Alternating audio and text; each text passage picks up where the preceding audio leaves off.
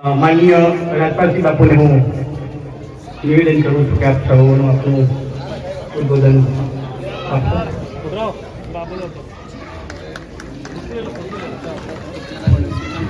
ભારત માતા કી. બધાને મારા જય માતાજી. પાવાગઢ ક્ષેત્ર રાજપૂત સમાજ દ્વારા તેજસ્વી વિદ્યાર્થીઓનું સન્માન સમારોહ માં ઉપસ્થિત એવા આપણા લોકલાડીલા કાલોલ વિધાનસભાના ધારાસભ્ય ફતેહસિંહજી ચૌહાણ સાહેબ, આપણા બારિયા નરેશ તુષાર બાબા સાહેબ અને પાવાગઢ પ્રાંત જેની શરૂઆત કરી છે તેવી હમણાં જેમને વાત કરી તેવા દિલીપસિંહજી, બીજા મારા મિત્ર મંત્રી શ્રી અશ્વિનભાઈ, હમણાં દિલીપસિંહે જે વાત કરી એ રીતના અમારો 11-12 થી લઈને મેં કોલેજ કરી ત્યાં સુધી ગુરુ શિલાનો અમારો સંબંધ હતો. એમને જે વાત કરી છે ને આજે એમના દ્વારા મારું સન્માન થતું હોય એનાથી મોટી મારા માટે ગૌરવની બીજી કઈ વાત હોય. અને આપણા માટે ગૌરવની વાત એ છે કે બંને શિક્ષિત છે, આજે પ્રોફેસર તરીકે આપણા સમાજનું સુકાન સંભાળતા હોય ત્યારે આપણા સમાજની જવાબદારી શું આવે? બધી જ વાત ફતેહસિંહજી સાહેબે કરી, આપણને બાબા સાહેબે પણ કરી, વ્યસનની વાત કરી, પણ એની સાથે સાથે જો સૌથી પાછળ આપણો સમાજ રહ્યો હોય તો શિક્ષણ ક્ષેત્રમાં રહ્યો છે. જે અનેક કારણોસર આપણા નજીકમાં આજે ઘણી બધી વ્યવસ્થાઓ ઊભી થઈ છે, છતાં પણ શિક્ષણમાં હજુ પણ આપણે પાછળ છીએ.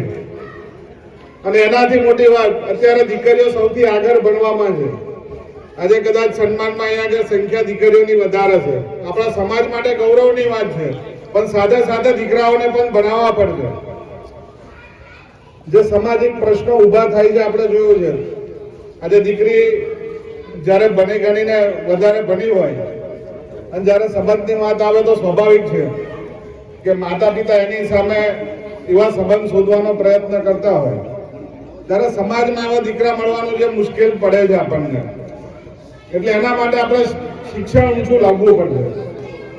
સમાજના અનેક કુરિવાજો જે અત્યાર સુધી આપણે જે જોયું છે, એકબીજાના દેખાદેખી, સમાજની અંદર ઘણા બધા ખોટા ખર્ચાઓ કરે છે. માતા પિતાની કદાચ એમને શું તકલીફ છે ઘણા બધા જોતા ના હોય, એકબીજાના દેખાદેખી. કોઈ 50,000 નું ડીજે લાયા હોય તો બીજો 1.5 લાખનું 2 લાખનું લઈ આવે. હવે મા બાપ તો ગમે એ કરીને વ્યવસ્થા કરતા હોય, પણ આ પરિસ્થિતિ આપણે સમજવી પડશે ઘરની. એના માટે દરેક સમાજ જે કરી રહ્યા છે અત્યારે, તો આપણે રાજપૂત સમાજ કેમ પાછળ રહીએ? સમાજમાં ખર્ચા ઘટાડવા માટે આપણે સમૂહ લગ્નનું એક આયોજન કરીએ ને એની અંદર આપણે બધાએ જોડાવવું પડશે. આપણે બધા એક હટ પાડવાના લીધે પાછળની પેઢીનું વિચારતા નથી કે પાછળના શું થશે. ત્યારે ઘણા બધા આવા કુરિવાજોના લીધે અત્યારે તો નવી નવી ફેશન, હમણાં બર્થડેની ઉજવણી અત્યાર સુધી આપણે કોઈ દિવસ આવું ઉજવ્યું નથી. બર્થડેની અંદર આપણે ઘણા બધા ખર્ચો કરતા હોઈએ, એની જગ્યાએ આપણે ઘરમાં કોઈ વ્યવસ્થા ઊભી કરી શકાય. આવા ઘણા બધા કુરિવાજો અહીંયા આપણા સમાજમાં આજે પ્રવેશી ગયા છે, અને આપણે દૂર કરવા પડશે. અને સૌથી મોટી વાત મારા માટે કે જે ચૂંટણીના ટાઈમે બધાએ ખભો મિલાવીને દરેકે જે ચૂંટણીના 2 મહિના હતા ત્યારે દરેક ગામે ગામ ફરીને મારા માટે તમે બધાએ જે પ્રયત્ન કર્યો છે, અને ગુજરાતમાં 4થો નંબર અને દેશમાં 10મો નંબર જે આવ્યો છે, તમારા બધાના આશીર્વાદના કારણે આજે આવ્યો. કે જ્યારે સમાજ પડકે હોય ત્યારે અન્ય કઈ કશું જોવાનું રહેતું નથી. અને એનાથી મોટી વાત આપણે આજે અહીંયા કરી કે આપણા યશસ્વી પ્રધાનમંત્રી નરેન્દ્રભાઈ મોદી સાહેબનું જે આહવાન છે, એક પેડ માં કે નામ, આપણા દરેક તહેવારો પર કે કઈ પણ ઉજવણી કરતા હોય જ્યારે સમાજની, ત્યારે એક વૃક્ષ વાવવાનું આપણે અહીંયાથી આજે નેમ લઈને ઊભા થઈશું. કેમ કે આપણે કોરોનાના ટાઈમમાં જોયું છે જે પરિસ્થિતિ ઊભી થઈ છે. અત્યારે આપણે ખેતરની અંદર પણ ઝાડ ભૂક્યા નથી. હજુ આપણા વિસ્તારમાં તો જંગલ છે, બાકી અહીંથી અમદાવાદ જાઓ, પહેલા અમદાવાદની પરિસ્થિતિ હતી કે 44 ડિગ્રી સુધી પહોંચતો હતો. આ વર્ષે આપણા ગ્રામ્યની પરિસ્થિતિ 44 ડિગ્રી તાપમાન પહોંચી ગયું છે. એટલે ભવિષ્યની પણ ચિંતા આપણે કરવી પડશે. હજી મારે 2 કાર્યક્રમો છે, તે 11 વાગ્યાનો ગોધરાનો ટાઈમ છે, એટલે વધુ કહેવા જો બેસે તો આખો દિવસ સમાજ વિશે બોલી શકાય. અશ્વિનભાઈ જે કીધું કે જે અમને એક શરૂઆત કરી છે, આજે નાનકડી શરૂઆત છે, ભવિષ્યમાં વૃક્ષ બનશે. સમાજ માટે અત્યારે જરૂરી છે. અહીંયા બેઠેલું આપણું બધાનું આ ભવિષ્ય છે. જે બાળકો અત્યારે ભણીને અહીંયા આપણે જેનું સન્માન કરવા જઈ રહ્યા છે, એ આપણું ભવિષ્ય છે. આગલી પેઢી કઈ રીતના આપણે બનાવીએ. આમાંથી કોઈ કલેક્ટર, ડોક્ટર આપણા સમાજમાંથી ઘણા બધા બન્યા છે, પણ હજુ પણ સંખ્યા ઓછી છે. આમાંથી કોઈક નેતા પણ તૈયાર થશે. પણ એ જયારે શિક્ષિત હોય ને ત્યારે ઘણો બધો ફરક પડતો હોય છે.